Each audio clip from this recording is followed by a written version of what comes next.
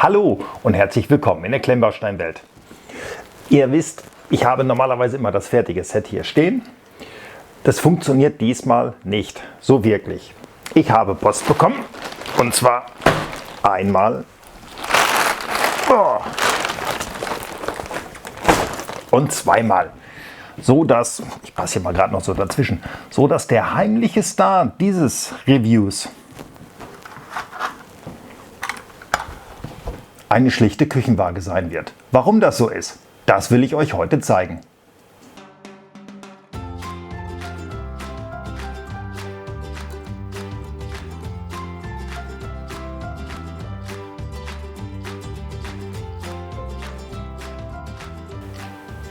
Sicherlich haben einige von euch das Video von dem LTM 11200 verfolgt oder vielmehr die Videos bzw. das Review von dem Ganzen. Ich hatte danach gesagt, ich werde da sicherlich nochmal ein großes Mock kommen lassen, habe euch damit einbezogen und habe gesagt, erklärt mir doch, welches würdet ihr am liebsten sehen. Ihr habt euch für den Towtruck entschieden. Hier steht er und hier ist meine Waage. Und sicherlich könnt ihr euch schon vorstellen, was ich vorhabe. Bevor es mir wieder geht, wie mit dem Towtruck, mit dem Kran, werde ich dieses Mal eine Inventur machen, um mich vor bösen Überraschungen zu feien, bevor ich hier wieder in Windeseile sehen muss, damit das Review nicht so lange geht, dass ich Teile besorgen muss. Also wird jetzt hier Auspacken und Inventur angesagt sein. Das mache ich wie beim Kran heute in dem ersten Video. Ihr dürft also mit dabei sein. Keine Angst, ich mache das nicht 1:1, weil sonst sitzen wir hier in 10 Stunden noch und ihr guckt mein Video. Wird nicht wirklich spannend sein. Ich schalte dann später auf eine andere Ansicht um und dann geht das Ganze hier los. Warum eine Waage? Ich habe ja schon mal vorab einen kleinen Blick riskiert. Ich hoffe, ich finde das jetzt ganz schnell. Und wisst ihr was, wir müssen reingucken. Wir brauchen ja gar nicht gucken, ob wir das schnell finden. Wir können ja auch langsam suchen.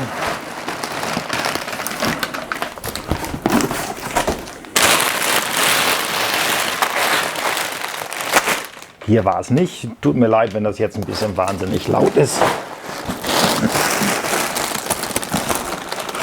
Da ist die Tüte, die ich gesucht habe. Und zwar zum Beispiel die hier. Also das werde ich natürlich nicht alles zählen, um Gottes Willen. Auch hier die ganzen Pins, die hier drin sind. Nein, im Leben nicht. Tut mir leid, es ist halt laut. Auch hier, es sind immer alles die gleichen Teile. Ich werde sie wiegen. Ich denke mal, das wird wesentlich schneller gehen. Ich mache mir da auch nur einen groben Überriss. Ich werde jetzt nicht jedes einzelne Teil auspacken, außer die Technikteile, die hier drin sind, die werde ich alle auspacken und dann auf Funktion prüfen. Also ich möchte da dieses Mal wirklich das Ganze flüssig durchbauen. Wie ist das mit dem Towtruck zustande gekommen? Das hatte ich euch bei dem Kran erzählt und hier ist genau das Gleiche. Ich habe gesagt, hey Leute, das Ding ist teuer. Wer möchte mich dabei unterstützen? Ich mache das Review und anschließend könnt ihr dann entscheiden, gebe ich auch so viel Geld aus oder werfe ich dem Olli lieber im Vorfeld 5 oder 10 Euro in den Rachen, der zeigt mir, was ich da bekomme und dann kann ich entscheiden, ob ich das Geld investiere. Somit verliere ich vielleicht nur eine kleine Menge. Das hat auch diesmal wieder relativ gut funktioniert. Von daher ist hier wieder der Punkt, hier geht ein ganz großes Dankeschön an den Dirk, an den Hans, an den Karl, die Katrin, einige kennen sie als Gräfin von Noppenstein, den Michi, den Sven und den Thomas habe ich einen vergessen. Ja, den Jochen habe ich vergessen. Und das allergrößte Dankeschön, das geht an meine Frau.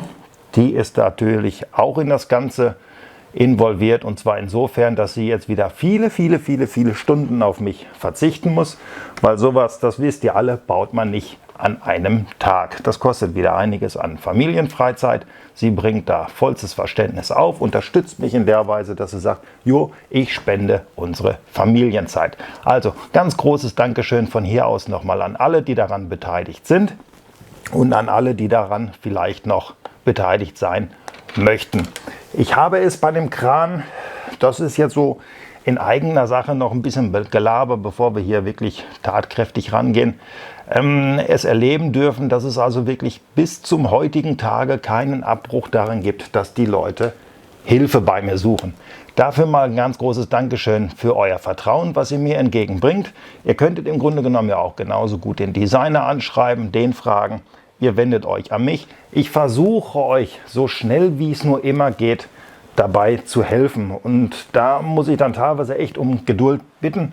Das sind also teilweise wirklich 4, 5 E-Mails am Tag, die mich da erreichen. Die kommen auch auf Französisch, auf Italienisch. Also das ist Wahnsinn, was das also für eine Reichweite international auch gezogen hat. Hat mich also wirklich überwältigt und das macht auch wirklich Spaß, sich mit den Leuten auseinanderzusetzen. Man lernt ja auch neue Leute dabei kennen. Dieses Mal werde ich das ein klein bisschen anders machen. Es gibt eine WhatsApp-Gruppe, da stecken jetzt die Leute drin, die mich bei dem Kran unterstützt haben. Da kommt auch erst einmal kein anderer rein. Also wenn dieses Review im Prinzip jetzt bei YouTube zu sehen ist, wenn du das gerade guckst oder wenn ihr das gerade guckt, dann ist dieses Ding schon lange fertig. Das spoilere ich jetzt mal. Da ist natürlich, wo ich ganz klar sage, diese Leute unterstützen das Projekt. Diese Leute bekommen als erstes die Information und die wissen auch als erstes, was alles gelaufen ist. Das, denke ich mal, ist mehr Recht als alles andere. Aber ich werde diese Gruppe jetzt freimachen für alle anderen, die Hilfe suchen. Der Link hier unten in der Beschreibung steht da drin, könnt ihr draufklicken. Schwupps, Seite drin. Möchte ich aber distanzieren von meiner eigentlichen WhatsApp-Gruppe. Also wenn ihr nur in meine WhatsApp-Gruppe kommen möchtet, dann geht bitte wirklich in die Klemmbaustein-Gruppe. Da seid ihr richtig aufgehoben. Da könnt ihr über alles diskutieren, was mit Klemmbausteine zu tun hat. Ein bisschen was außen vor wird da auch immer passieren. Die Mock-Gruppe für den Towtruck. Bitte wirklich nur, wer Probleme mit dem Towtruck hat. Ich baue so ein bisschen darauf auf, wer Hilfe erhalten hat, kann Hilfe weitergeben. Es ist für mich wirklich immer wahnsinnig kompliziert und teilweise auch zeitaufreibend, nachts um 1 Uhr dann noch E-Mails zu beantworten, damit ich Hilfestellung geben kann, die ich auch gerne gebe. Also kommt in die Gruppe, wenn ihr Probleme mit dem Mock habt, wenn ihr ihn gerade baut oder wenn ihr einfach nur irgendwas wissen wollt, wo ich nicht drauf eingegangen bin, dann kommt in diese Gruppe, stellt da eure Frage und dann denke ich mal, werden wir alle Probleme mit dem Ganzen gelöst bekommen. So, ich denke mal, ich habe jetzt schon wirklich einiges erzählt. Vielleicht ist mir wieder irgendwas durchgegangen. Vielleicht habe ich wieder irgendwas zu viel erzählt, 5-mal erzählt, 6-mal erzählt. Kommt vor, ist egal. Ich werde euch jetzt eine andere Ansicht des Ganzen geben. Da könnt ihr von oben mit drauf gucken. Und dann reißen wir hier mal Tüte für Tüte auf. Und dann versuche ich mal 10.000 Teile zu zählen, bevor es draußen dunkel wird. Weil heute ist Christi Himmelfahrt, Männertag, Vatertag, wie auch immer ihr zu dem Tag sagt. Ich weiß, die dürfen es nicht, aber ich sehe sie draußen herrennen. Die haben alle ihren Spaß. Das Wetter ist schön. Ich möchte dann auch noch ein bisschen was von dem Nachmittag oder Abend dann haben. Deswegen Tüten aufreißen, grob versuchen zu ermitteln, ist alles da. Und dann wird es irgendwann einen zweiten Teil geben. Da fange ich dann an zu bauen. Das mache ich heute nicht mehr. Heute ist wirklich nur Auspacken angesagt. Wenn ihr euch das mit angucken möchtet, dann freue ich mich, dass ihr hier gewesen seid. Und wenn euch das nicht sonderlich interessiert, dann wisst ihr ja, okay, heute baut er nichts mehr. Heute zeigt er nur, funktionieren die Motoren und sind alle Teile da. Dann sehen wir uns dann in einem zweiten Teil wieder. Ich packe jetzt aus und dann ganz zum Schluss ziehen wir mal ein Fazit über die ganzen Teile.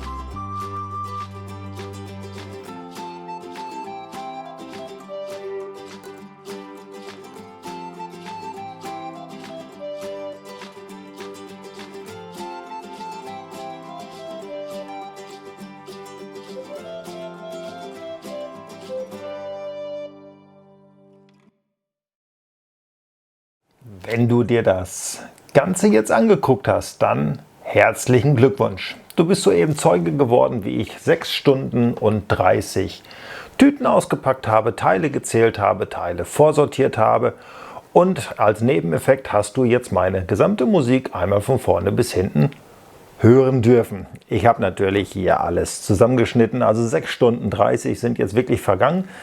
2 Tage liegen auch hinter mir, das habe ich nicht alles an einem Tag gemacht. Viele Teile liegen hier, das kann ich euch sagen. Also meine Baufläche ist jetzt noch so groß wie ein DIN A4-Blatt. Das heißt hier noch wieder so ein bisschen Raumlogistik bewältigen, damit irgendwo hier unter diesem Wust, was ja hier wirklich teilweise 4, 5 Schalen hoch steht, wieder Bauplatz zustande kommt. Das mache ich, wenn die Kamera aus ist. Das will ich euch nicht auch nochmal antun. Das wird hier ein elendiges Gefluche und Geschimpfe, bis ich mir einig bin, wo ich was stehen haben möchte. Ich habe es gerade gesagt, 2 Tage sind mittlerweile vergangen. Ich habe hier die Teilliste. 10.000 Teile sollen es sein. Es werden mehr sein, denke ich mal. Das ist also selbst alleine die Pins, das geht hier, die blauen Pins, das sind schon alleine 2.000 Stück. Also ich denke mal, das wird wohl ein bisschen mehr als 10.000 sein. In meinem Falle wird es erstmal weniger als 10.000 sein. Also der erste Blick hier drüber sagt ganz klar, es fehlen Teile. Ich bin mir nicht ganz sicher. Klar, sie sind nicht da. Ich nehme mal stellvertretend diese Schüssel, weil die finde ich immer wirklich genial. Ich nehme jetzt hier mal diese 3 raus. 3 in Light Blush Grey. Die brauche ich. Diese 3. Ich habe hier eine ganze Schüssel. Dafür fehlen sie mir in Dark und Schwarz. Also hier ist wieder das Problem, was ich auch bei dem Kran schon hatte. Ich hatte verdammt viele Fehlfarben. Zieht sich so durch.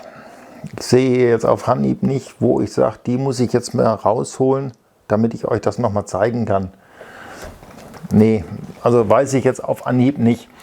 Nichtsdestotrotz bleibt es dabei, mir fehlen wirklich viele Teile. Bisschen enttäuscht bin ich, als ich den Kran gemacht habe, haben einige von euch immer wieder gesagt, warum hast du nicht bei Jeremy bestellt? Da hättest du das alles ganz schnell bekommen, das wäre alles kein Problem gewesen und so weiter und so fort. Ich bin ein Mensch, der ist lehrreich, der hört auch gerne mal zu, dann sammelt Erfahrungen auf, nimmt diese mit, setzt sie um und somit habe ich das getan. Ich habe bei Jeremy bestellt. Ich muss gleich sagen, ich gebe Jeremy keine Schuld für Fehlteile und Fehlfarben in diesem Set. Mache ich nicht. Definitiv nein, keine Schuld an Jeremy. Er packt das nicht, er besorgt auch nur die abgepackten Sets, schickt sie uns. Das hat soweit alles gut funktioniert. Corona blende ich aus. Diese Sachen lagen 3 Wochen in Belgien am Flughafen und sind einfach nicht weitergekommen.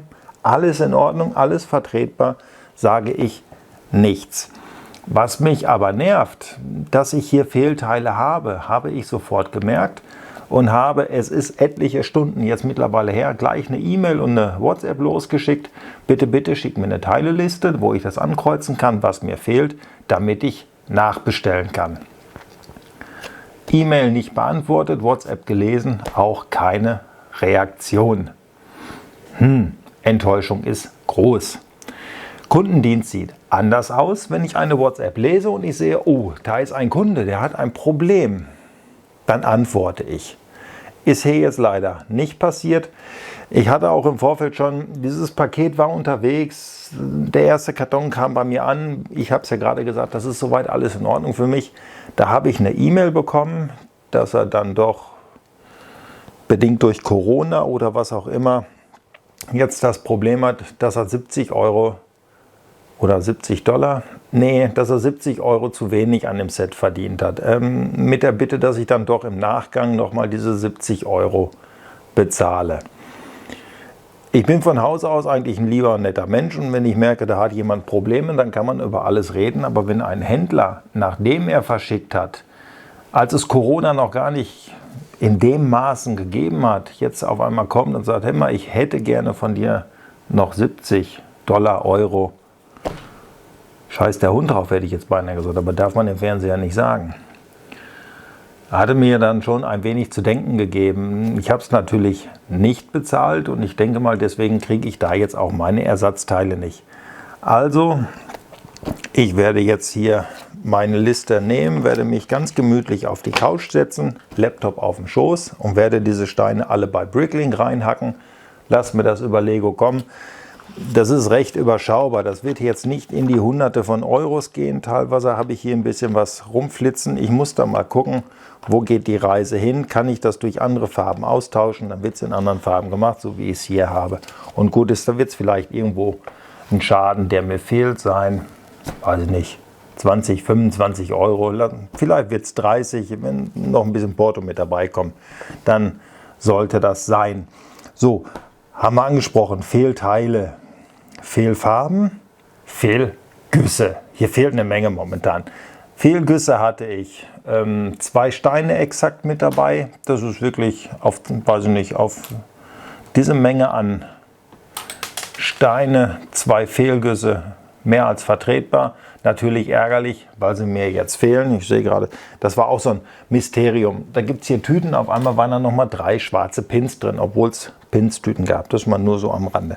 Also 3 Fehlgüsse sind ärgerlich. Brauchen wir nicht drüber reden. Können passieren, auf 10.000 Steine 3 Fehlgüsse. Das ist so. Da brauchen wir nicht drüber reden. Passiert. Worauf muss ich noch eingehen? Lichttest habe ich gemacht. Die Batterieboxen sind in Ordnung. Die Boxen sind geladen, haben funktioniert. Meine LEDs haben alle funktioniert. Die Motoren haben alle funktioniert. Ich habe sogar einen M-Motor mehr, als in dem Set gebraucht würde. Sehr schön, habe ich einen zur Reserve. Was ich aber wirklich wahnsinnig interessant finde, wenn ich sie finde, hier, ich halte euch den mal hier rein, eine Sache, die mich sehr gefreut hat, als ich das gesehen habe. Ich muss das so nehmen. Jetzt komme ich mal ganz nah ran. Könnt ihr es lesen? Ich muss es noch ein bisschen schwenken. Ja, jetzt kann es mal, man kann es lesen, man kann es lesen. Die Motoren sind von Kada. Das hat mich also wirklich überrascht, dass hier Motoren von Kada drin sind. Freut mich natürlich wahnsinnig, weil dann weiß ich, ich habe hier vernünftige Motoren. Auf dem Rest steht hier alles nichts drauf, aber ich notiere, meine Motoren sind von Kada. Freut mich wirklich wahnsinnig sehr. Leider nur die. Bei den M-Motoren steht nichts drauf. Bei den Servos stand soweit auch nichts drauf. Ob die jetzt auch aus dem Hause Kada kommen, ich kann es nur hoffen. Aber ich rechne mal damit, dass ich zumindest in Sachen Motoren hier eine gute Qualität erwischt habe. So. Olli ist müde. Aufräumen und so, das werde ich heute alles nicht mehr machen. Es ist spät, es ist wirklich wahnsinnig spät. Es ist jetzt, ich muss mal auf meinem PC gucken, es ist jetzt 23 Uhr. Ich denke mal, jetzt gibt es ein Feierabendbierchen. Um das Chaos kümmere ich mich dann hier in aller Ruhe. Und ich muss ganz ehrlich sagen, da werde ich mich schnell drum kümmern. Ich möchte das Ganze jetzt bauen. Ich sehe ja, was mir für Teile fehlen. Ich kann anfangen und das ist wirklich Wahnsinn. Da freue ich mich riesig drauf. Ich freue mich darauf, auch euch das Ganze zu zeigen. Natürlich allen, die da drin involviert sind, die das dann natürlich jetzt auch wachsen sehen wollen, die wissen wollen, ist das jetzt ein Set? Gefällt mir das wirklich so gut, dass ich das auch kaufe? Dann haben sich die 10 Euro, die hier investiert wurden, der eine oder andere hat ein bisschen mehr gegeben. Dann hat sich das schon gelohnt und ich bin glücklich, wenn ich helfen konnte. So, deswegen, hier ist jetzt Schluss für heute. Ich mache jetzt die Lichter aus und dann war es das. Euch wünsche ich einen schönen Tag, einen schönen Abend, vielleicht einen schönen guten Morgen, wann auch immer ihr dieses Video schaut. Danke, dass ihr da so mit Eifer und mit eurem Gehör bei meinem ganzen Gerede, was es heute in diesem ersten Video ja gegeben hat, dabei gewesen seid. Wenn es euch gefallen hat, dann scheut euch nicht, drückt den Daumen hoch, freut mich wirklich wahnsinnig sehr. Habe ich zu viel geredet? Nee, vielleicht geht ihr dann der Daumen nach unten, schreibt es mir unten rein. Können wir dann mal gucken oder ich kann mal gucken, woran hat es denn gelegen, was hat euch gestört. Bis zu meinem nächsten Video. Bitte bleibt gesund. Corona wird immer weniger in den Mund genommen, aber bitte, bitte bleibt gesund, damit wir uns dann auch so gesund, wie wir jetzt gerade hier sitzen. Wenn du nicht gesund bist, gute Besserung an dieser Stelle. Aber dass wir uns so wiedersehen und vielleicht einen Tick gesünder, wie wir das jetzt gerade gemacht haben. Wenn du noch kein Abo hast, dann freue ich mich natürlich wahnsinnig darüber, wenn du das machen würdest. Drum kommt noch der Klick auf die Glocke, dann gibt es auch eine Benachrichtigung, sobald das nächste Video hochgeladen wird. Und ich denke mal, das nächste Video ist sicherlich der hier. Wenn nicht irgendwas dazwischen kommt, dass ich noch was Kleines bauen möchte, wenn die Ersatzteile nicht früh genug oder schnell genug bei mir aufschlagen sollten. So, jetzt ist aber wirklich Schluss. Ich habe so viel geredet heute oder allgemein in dem Video, nicht heute. Ich hatte das andere ja schon angefangen. Ich habe heute in dem Video so viel geredet. Deswegen, Jungs, macht's gut, Mädels natürlich auch. Und wir sehen uns beim nächsten Teil, wenn es denn dann heißt, der Tautruck beginnt.